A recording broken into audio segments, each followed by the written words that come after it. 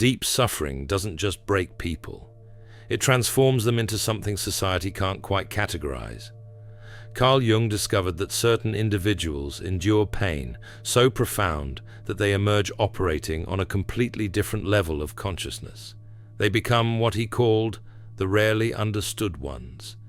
If you've been through hell and came back different, this video will explain exactly what happened to you and why most people will never get it. Jung documented something disturbing in his clinical practice between 1913 and 1930. Patients who had survived extreme suffering showed remarkable changes that defied conventional psychiatric categories. But these weren't the expected symptoms of trauma like dissociation, avoidance, or hypervigilance. These individuals had developed psychological abilities that set them apart from everyone around them. They saw through social masks instantly, as if reading transparent overlays on people's faces. They detected lies without conscious effort, their nervous systems registering deception before their minds could articulate it.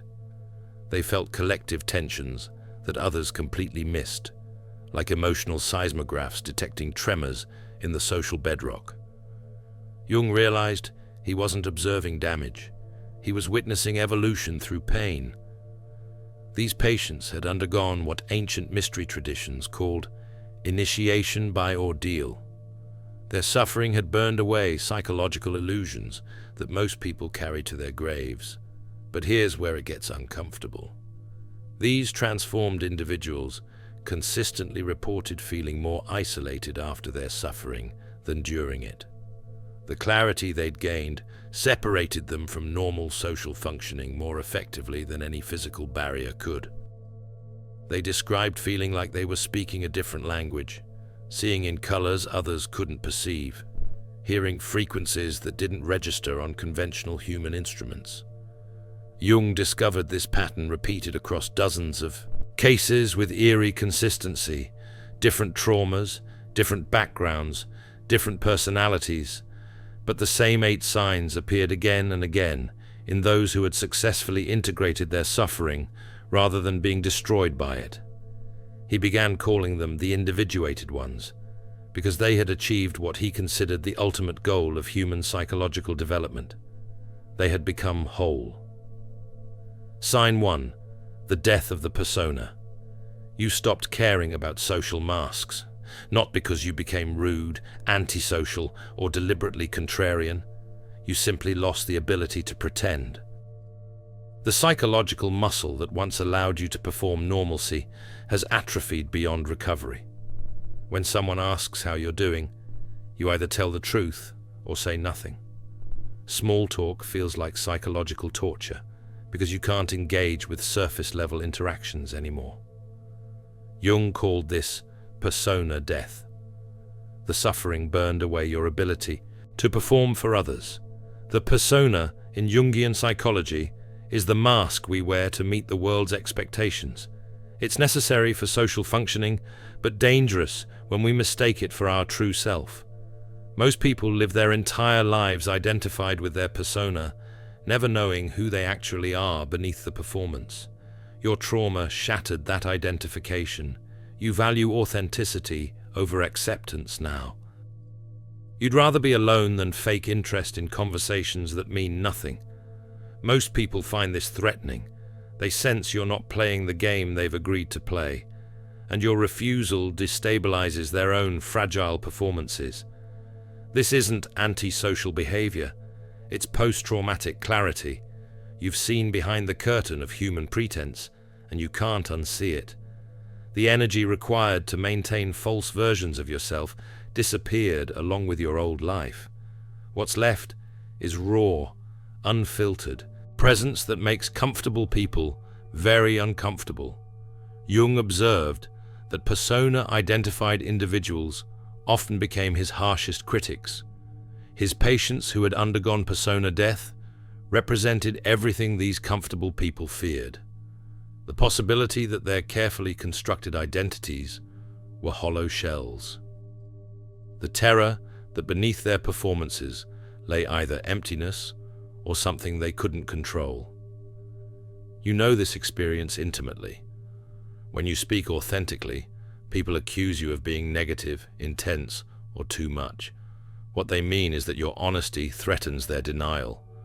Your presence reminds them of the gap between who they pretend to be and who they actually are.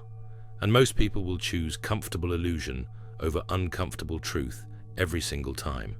Sign 2, hyper-differentiated perception. You spot lies instantly now, not because you're paranoid or because you've become cynical about human nature, because suffering taught you to read micro-expressions, voice patterns, and behavioral inconsistencies that others miss completely. You see people's shadows before they reveal them. You sense manipulation before it fully forms. You feel the gap between what someone says and what they mean, like a physical pressure in your chest. Jung documented this in his most sensitive patients. They developed what he called differentiated intuitive function. Their brains processed not just obvious social cues, but unconscious emotional states, repressed contents, and shadow projections that others couldn't detect. They saw depression behind forced smiles. Empaths aren't broken, they're alchemists in progress. The alchemist's path gives you drills, Jung-based boundaries, and 3 exclusive chapter videos to turn overwhelm into clarity. By Surreal Mind, 236-page downloadable ebook, in stock. Begin now at thesurrealmind.com. They sensed desperation beneath confident presentations. They felt the collective shadow that groups unconsciously agree to ignore. Modern neuroscience has validated Jung's observations. Dr. Elaine Aron's research on highly sensitive persons shows that approximately 20% of people have heightened sensory and emotional processing. But Jung identified something more specific within this group. Individuals who had integrated severe trauma developed perception that went beyond sensitivity into actual prescience about human behavior. This gift becomes a burden in ways that people who don't have it can't comprehend. You can't watch someone lie without your entire nervous system registering the deception. You feel collective shadows in family systems, workplaces, and social groups, like toxic fumes that everyone else has learned to ignore. This ability makes you invaluable as a friend, but exhausting as a companion, because you see everything people work hard to hide from themselves and others. The loneliest part isn't seeing clearly. It's that when you gently point out what you observe, people react with hostility. They accuse you of being judgmental when you're being observant. They claim you're negative when you're being accurate. They insist you're creating problems when you're merely identifying problems that already exist. Jung understood this dynamic intimately.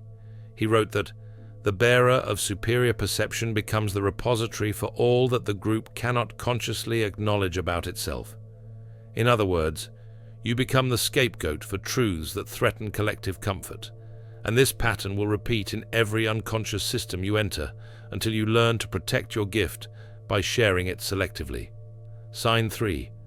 The solitude of the integrated. You prefer being alone now, not from depression, social anxiety, or misanthropy. You've discovered that most social interaction drains you because people unconsciously project their unprocessed psychological content onto you constantly. Your inner world has become so rich, so textured, so endlessly fascinating that external noise feels like pollution intruding on pristine wilderness. Jung observed this pattern repeatedly in his practice. Individuals who integrated their suffering developed internal landscapes that rivaled any external entertainment. They found conversations in their own minds more interesting than most social gatherings. They weren't avoiding life. They were protecting the psychological sanctuary they'd built through pain. This solitude serves multiple functions. First, it provides space for you to distinguish between your authentic feelings and the emotional debris you unconsciously absorb from others. When you're constantly surrounded by people, you lose the ability to know where you end and they begin. Solitude restores those boundaries. Second, your inner world requires maintenance. The psychological work you've done isn't finished. It's ongoing. You need quiet time to process, integrate, and metabolize your continuing evolution. Most people use social interaction to avoid their inner worlds. You use solitude to engage with yours. Third, shallow interaction has become actively painful for you. You can't pretend to care about topics that bore you. You can't fake enthusiasm for activities that feel meaningless. You can't perform interest in people who only relate superficially. The energy cost is simply too high. This confuses people who equate alone time with loneliness. They don't understand that you've transcended the need for constant external validation. Your suffering taught you that the only reliable companion is your integrated self. Everything else is temporary, conditional, and often disappointing. Jung himself was deeply introverted, requiring extensive solitude to do his psychological work. He built a tower in Bollingen, where he could retreat from social demands and engage with unconscious contents. He understood that true individuation requires withdrawing from collective consciousness to discover what's authentically yours versus what you've absorbed from culture. But here's what most people miss about this solitude. You're not antisocial. You're selectively social. When you meet someone who's done their own work, someone who can engage authentically, someone who doesn't require you to pretend, the connection is profound. You're not incapable of relationship. You're incapable of shallow relationship, and there's a massive difference. Sign 4. The loss of ambition for normal things. Traditional success markers feel empty now. Money, status, career advancement, social approval. These things that drive most people seem like elaborate distractions from what actually matters. You've touched something real in your suffering, and conventional achievements pale in comparison.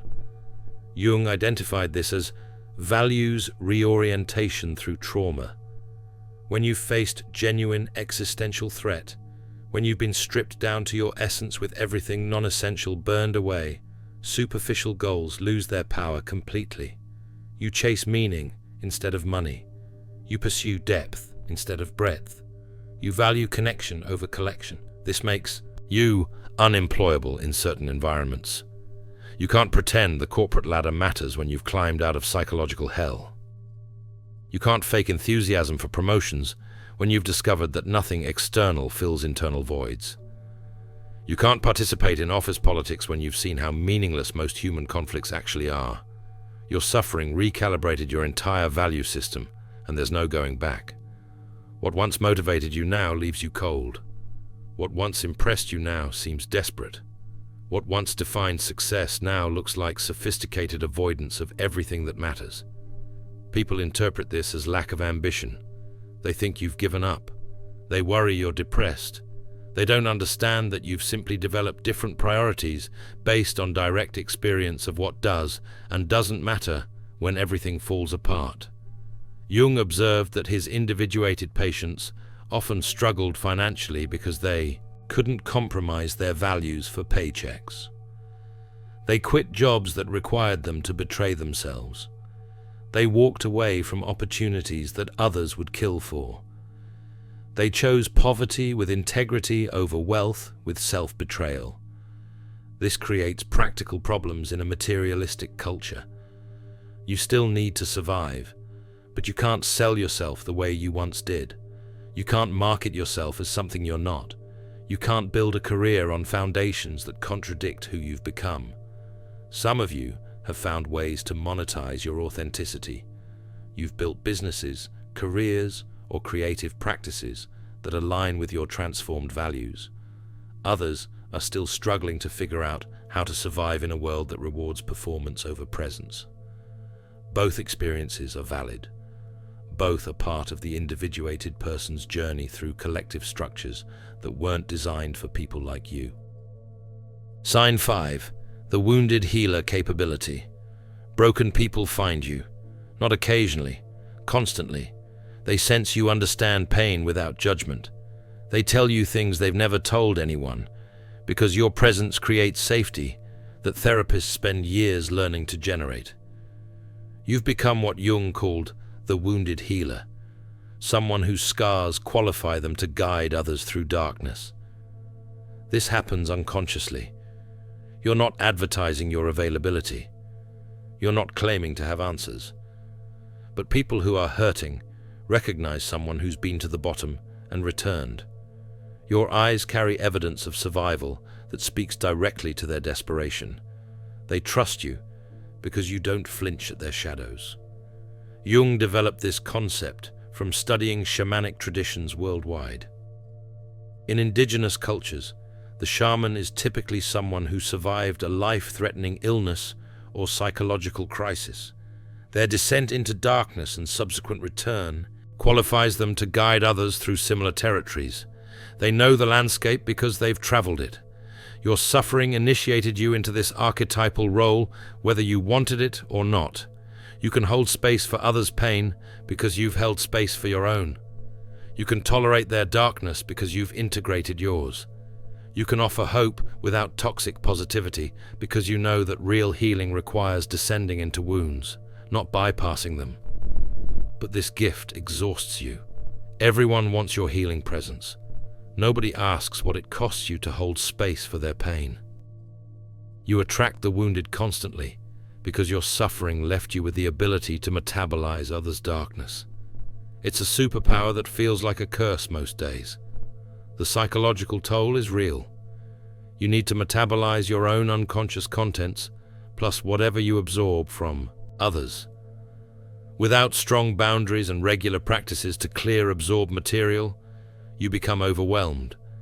You give until you're empty, then wonder why you feel resentful toward people you genuinely care about. Jung emphasized that wounded healers must maintain their own healing practices. You can't pour from an empty cup. You can't guide others through territories you're currently lost in yourself. Your wounds qualify you to heal others, but only if you continue healing yourself. Sign 6. Temporal disconnection. You feel ancient, like an old soul trapped in modern chaos. Current culture's obsession with speed, distraction, and superficiality feels alien to your entire being. You experience time differently now. Fast-paced superficiality registers as noise. You need depth, silence, space to process the profound shifts your suffering created. Jung documented this temporal disconnection in patients who underwent severe psychological transformation. They reported feeling disconnected from their age group's priorities. They couldn't relate to concerns that dominated their peers' attention. They felt like time travelers from a slower, deeper era, attempting to communicate with people who speak an incompatible language. This isn't superiority, it's disorientation. Your suffering aged you psychologically in ways that chronological time can't measure. You're living at a different frequency than the culture around you, and finding others who operate on your wavelength feels nearly impossible. Modern life moves too fast for you now. Social media feels like psychological assault. News cycles create artificial urgency around things that don't actually matter. Consumer culture pushes constant acquisition when you've learned that nothing external creates lasting satisfaction. Entertainment is designed for distraction when you crave meaning. You feel out of sync with your own generation. Their milestones don't resonate. Their anxieties seem trivial compared to what you've survived. Their excitement about things that once excited you now looks like children playing with toys they'll soon outgrow. This temporal disconnection creates profound loneliness. You're surrounded by people living in a different time stream. They're worried about things you've transcended. They're chasing things you've abandoned. They're avoiding things you've integrated. The conversation feels impossible because you're speaking from fundamentally different stages of development. Jung believed this disconnection was actually connection to something deeper. You're not disconnected from time itself. You're connected to deeper time, archetypal time, the slow rhythm of transformation that operates beneath cultural trends and generational fashions. You're aligned with patterns that repeat across centuries, which makes contemporary chaos feel temporary and ultimately meaningless. Sign 7. Radical non-judgment. You stopped judging people's darkness, not because you became passive, permissive, or morally relativistic. Because your suffering forced you to confront every shadow aspect you'd been denying in yourself. You've met your own capacity for deception, cruelty, selfishness, manipulation, and destruction. So when you see these qualities in others, you recognize them without moral panic. Jung called this shadow integration. The more you accept your own darkness, the less others' darkness disturbs you. You understand that every human contains every quality. The only difference is consciousness. Some people know their shadows. Most people project them onto others. This radical non-judgment confuses normal people. They interpret your acceptance as approval. They don't understand that you can see someone's dysfunction clearly without needing to condemn them for it. You've learned that judgment is usually self-protection. We judge in others what we can't accept in ourselves. And you've integrated enough of yourself that you don't need that protection anymore. This doesn't mean you tolerate abusive behavior. You have boundaries. You remove yourself from toxic situations, but you do it without the emotional charge that most people bring to conflict. You can say no clearly, while understanding exactly why someone is asking for what they're asking. You can walk away from dysfunction without needing to make the other person wrong. People find this deeply unsettling. They want you to join them in condemning whoever they're currently judging. When you refuse, they assume you're defending the indefensible. They don't understand that you're simply refusing to participate in unconscious projection dynamics. Jung observed that shadow integration creates what appears to be moral ambiguity, but is actually moral sophistication. You understand that humans are complex. Good people do bad things. Bad people have comprehensible motivations. Everyone is fighting battles others know nothing about. This complexity doesn't excuse harmful behavior, but it does create compassion for the suffering that drives it. Sign 8. The crisis of meaning. You question everything constantly, not from nihilism or intellectual arrogance, from genuine curiosity about why things are the way they are. You can't accept surface explanations anymore. You need to understand the deeper patterns, the hidden motivations, the unconscious agreements that keep systems functioning exactly as they are. Jung observed this in his most psychologically developed patients. They couldn't stop asking, why? Why do people accept obvious lies? Why do systems resist change even when change would benefit everyone? Why do humans repeat destructive patterns generation after generation? Why does suffering refine some people and destroy others? These questions consumed them because their suffering had awakened philosophical hunger that normal life couldn't satisfy. This makes you exhausting to be around for people who prefer comfortable ignorance. They want simple answers. You offer complex questions. They want reassurance. You offer reality. Your suffering destroyed your ability to accept easy explanations, and you can't pretend otherwise.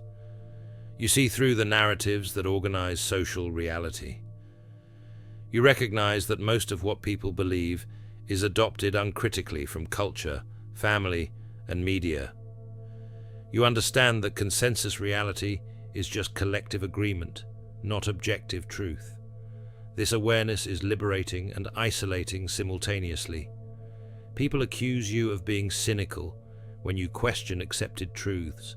They call you negative when you point out systemic problems. They claim you're overthinking when you refuse simplistic explanations.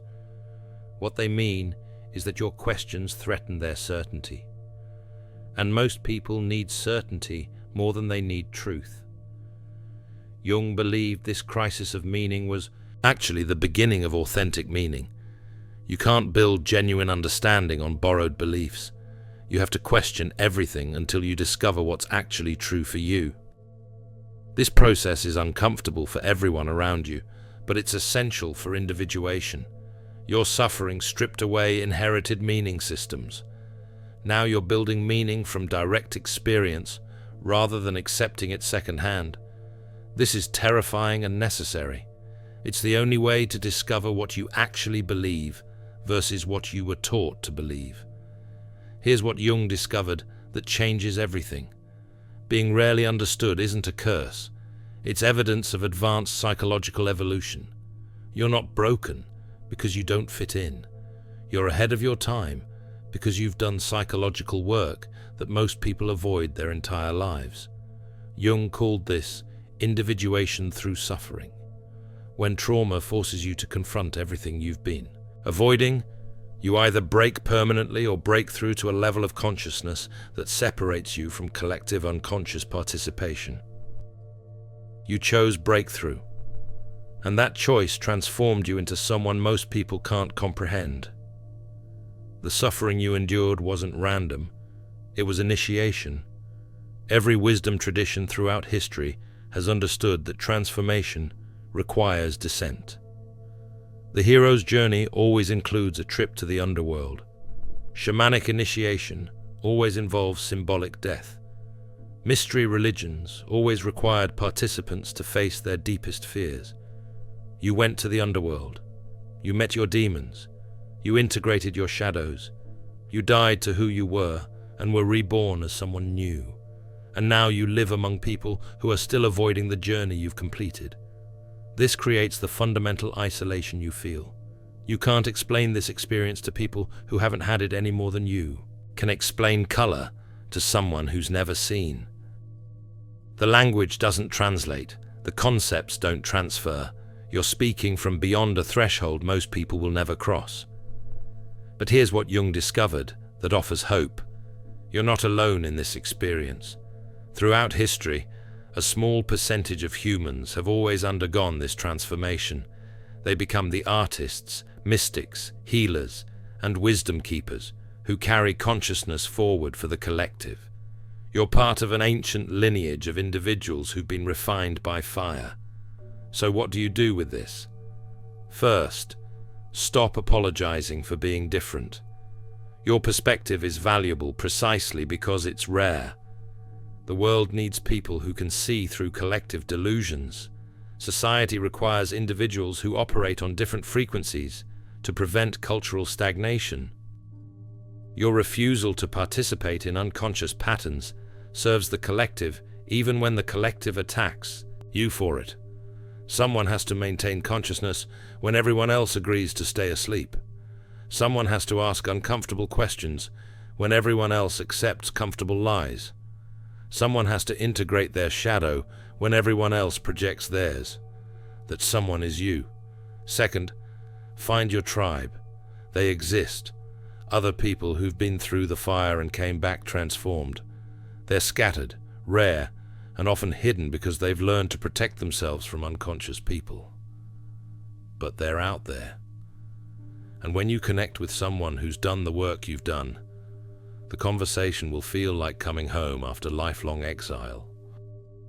Look for people who speak the language of depth, who reference their own darkness without shame, who ask real questions instead of performing certainty, who can sit with uncomfortable truths without needing to immediately resolve them. These are your people, and connection with even one of them will heal years of isolation. Third, use your gifts consciously. Your heightened perception, your non-judgment, your ability to hold space for others' pain, your refusal to accept surface explanations. These aren't burdens, they're tools for healing collective unconscious patterns. Jung believed individuals like you serve as bridges between what is and what's becoming. You weren't broken by your suffering, you were forged. The heat that would have destroyed weaker metal refined you into something stronger, clearer, and more valuable. And the world desperately needs what you've become, even though it doesn't know how to receive it yet. Your transformation through suffering marks you as part of what Jung called the conscious minority, people who've done psychological work that separates them from collective patterns. You're not alone in your experience. You're just rare. And that rarity is your power, not your punishment. The 8 signs we've explored today aren't symptoms of damage. They're evidence of evolution. You've achieved what Jung considered the ultimate goal of human development. You've become an individual in a world of personas. You've integrated your shadow in a culture that projects it. You've found meaning beyond inherited belief systems. This comes at a cost. The isolation is real. The exhaustion is legitimate. The feeling of being a stranger in your own culture is accurate. But it also comes with gifts that people who've avoided the journey will never access. You see clearly. You love deeply. You live authentically.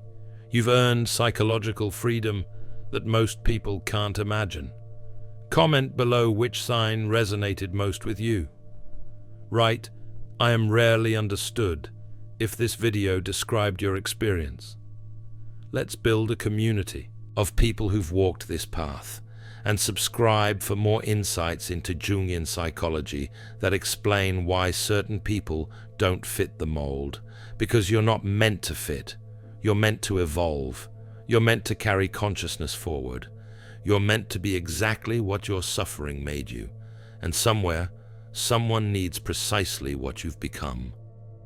In The Alchemist's Path, perception training for empaths, you'll turn overwhelm into wisdom with practical drills, Jung-inspired boundaries, and step-by-step perception training. This guide includes 3 exclusive chapter videos to deepen each lesson. Written by Surreal Mind, 236 pages, beautifully designed 8.5 by 11 downloadable ebook, in stock now. Start your training today. Feel deeply while thinking clearly. Get The Alchemist's Path at thesurrealmind.com. Thanks for watching. See you in the next dimension.